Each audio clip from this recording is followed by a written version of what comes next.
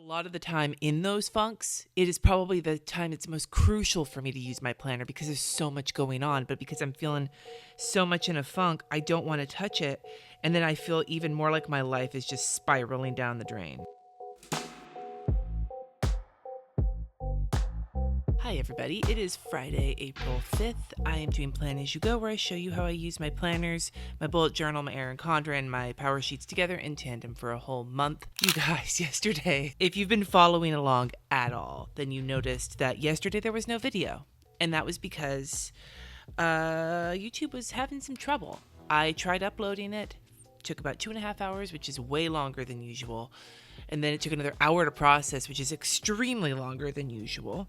And then when it did finally upload, it had all these flashing lights happening every couple of seconds. So I was like, I can't put this up. So deleted it, started uploading it again. This time it took more than 4 hours to upload, another hour and a half to process. I was at the movies while this was going on. By the time it was processed, same problem.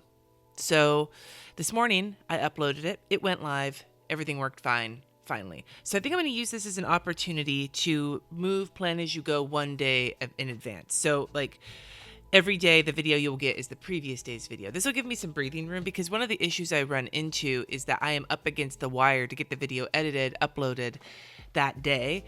And if I have anything else going on, like it can be hard to juggle. Like I have a podcast interview as soon as I'm done filming this today.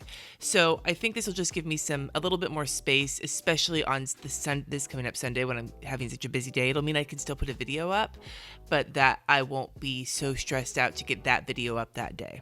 So I hope you understand. I'm going to do my power sheets now.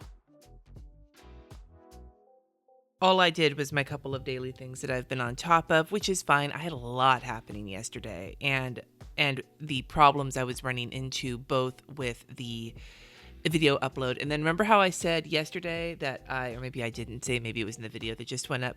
I don't know. I said at some point that I wasn't going to have to take my kid to the dentist. Well, then it turned out I had to meet them there and spend the hour there. And I have a couple of new big projects that fell into my lap this week that kind of pushed a lot of other stuff ahead. Here we are. I did not start my sermon yesterday, but it's all outlined. So today I'm going to be writing it. Looking at this currently, I have my download post for my patrons. I have that podcast interview as soon as I'm done filming. I have to get this agenda sent out for my meeting on Sunday, and then I need to write my sermon. I'm going to put my meal plan in for the weekend, and then, can't even think.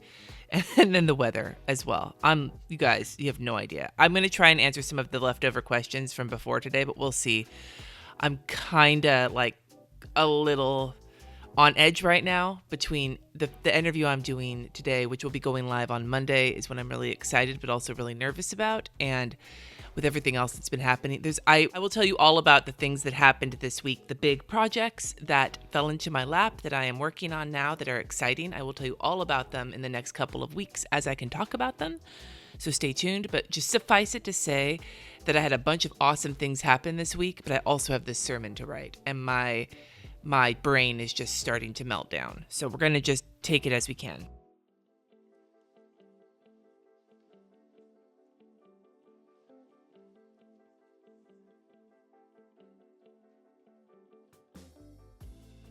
This is actually the same thing as this, kind of. I didn't have a chance to make it yet, and I still have all the stuff, so I'll just make it tonight for the kids. As for today, so I have this is basically enough for today. I have one more big thing to work on, and that is one of these big freelance projects. I need to get something finished for today, and I need to do inbox 0. And I've actually been really working my way through my inbox this week. I'm still behind, but I'm a lot better, so I may be able to get that done today. That will be what should we say here? Oh, and I gotta get the podcast uploaded, so fuck. Okay, let me get this all entered in. Nothing like tearing my planner paper to kick off my day.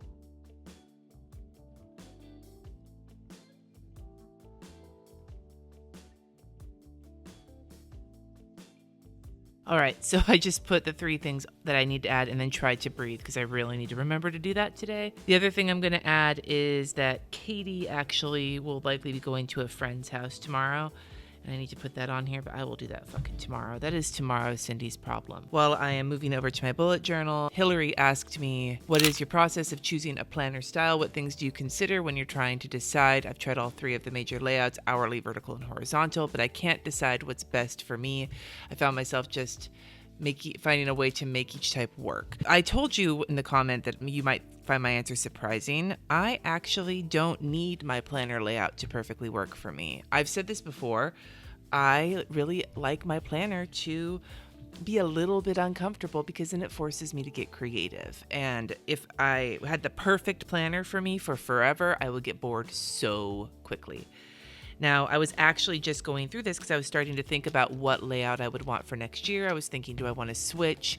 Part of me was really thinking maybe the hourly or the vertical. Hourly specifically because I have some projects where I really might want to organize my time a little bit better, and vertical because it's just been a long time. And then I realized, thinking about it and talking through it with my husband, by the way, I took a painkiller last night. We went and saw Pet Sematary, and I think sitting in that position for as long as I did made my right kidney feel like I punched it. It was not a friendly feeling. Pet Sematary was good. Different, but good. Funny and good. The ending was a little like, I enjoyed it. I thought it was scary.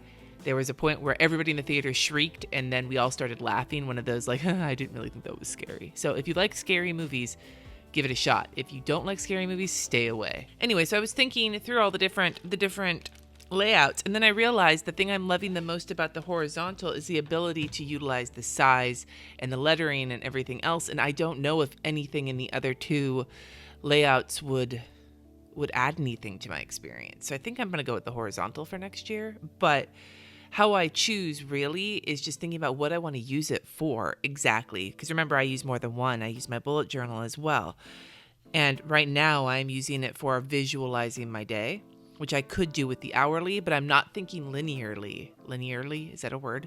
When I look at my day, I'm thinking more in terms of Legos of time that I can kind of move around, as opposed to it is going to go in this order. If none of them work for you, maybe a daily is what you need. Or maybe we should try a bullet journal for a while, because when I use a bullet journal, it evolves as I need it to. That might actually help you more. All right, today's doodle is Plankton. So both my kids, when they were little guys, they couldn't pronounce Plankton, so they called him Flankin, which I think is the cutest thing in the world.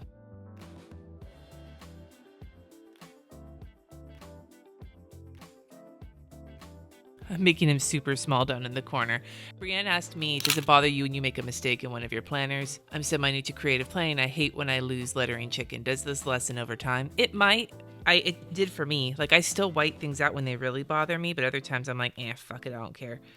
Because I've realized that, like, if I could spend so much time, analyzing and making it perfect, and there's a point of diminishing returns. How far does it have to go to be perfect before you spent so much time on it that you actually aren't doing the things you need to be doing? Do you know what I mean? I think it does lessen with time if you can start to learn to not take it quite so seriously. Does that make sense? Like, allow yourself the option of realizing that it's okay if it is not perfect. Try and just keep reminding yourself that. My friend Marimundo loves to say, just turn the page, and that's the same with any planner. Time is not going to stop because you made a mistake. That week is still going to continue. That week is still going to end.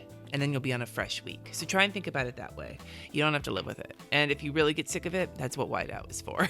Today's lettering is anemone, something I could not pronounce. Remember in Finding Nemo when he kept trying to say anemone and was like, anemone, like that? That was me when I was younger. Karen asked, how do you regain your planner momentum? I seem to have lost my planning mojo just when I could really use that sense of control. The first thing I'm going to say is that there's only so much control you're ever going to have. That's its own topic to think about. She talked about how she's been having a shitstorm of mental and physical health and not been able to bring yourself to touch your planner in several weeks. I have been there. And I will tell you right now that one of the worst parts of being in a funk like that is that a lot of the time in those funks, it is probably the time it's most crucial for me to use my planner because there's so much going on. But because I'm feeling so much in a funk, I don't want to touch it. And then I feel even more like my life is just spiraling down the drain. I usually start back again by pulling out a list. Most of you have figured this out by now. I'm a massive proponent of just a notepad and making a to-do list on a day when you're feeling like you don't know what the fuck is happening. Like, just put it all to the side and just make a list, get it out of your head. And that's what I do. And often I will move to the planner and it may not feel quite right at the time. I hate the phrase fake it till you make it because sometimes it feels kind of trite. But in this case, Just get your planner. Maybe don't try all the bells and whistles. Just use it. Use like Jen Dufour, I've noticed when she has a really like busy time, she won't use stickers. She won't use any of that shit. She'll just use her pen, maybe a highlighter, until she feels like she's gotten everything under control again.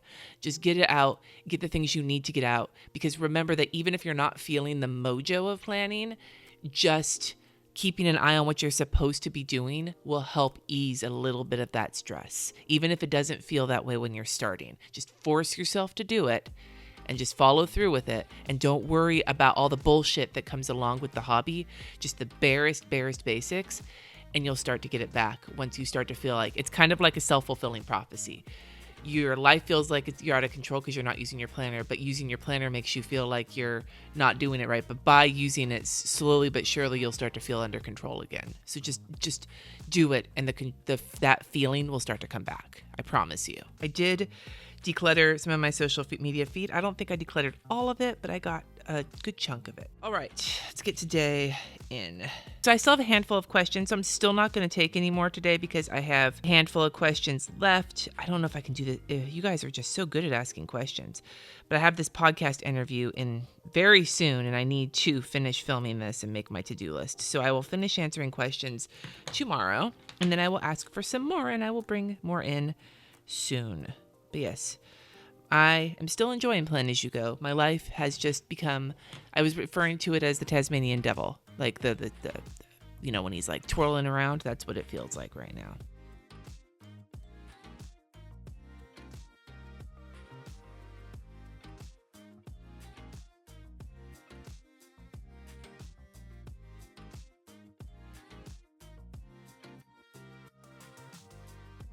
All right, I added write sermon super big today because I really need to do that. And I already did that, so I'm checking that one off. I would love to go back to Karen's question and give it to you guys in the comments here. I'm going to give it to you. How do you regain your planner mojo when you've had time where you haven't been using your planner, either because you've been super busy or you haven't been feeling good, or there's been something going on where you've just lost your planner way and you need to get it back because you know that will help you? How do you do it? Let's give Karen some tips in the comments on how to restore planner mojo when you feel like you've lost it. Thank you so much for watching. Subscribe if you haven't already, and I will see you in the next Plan As You Go video.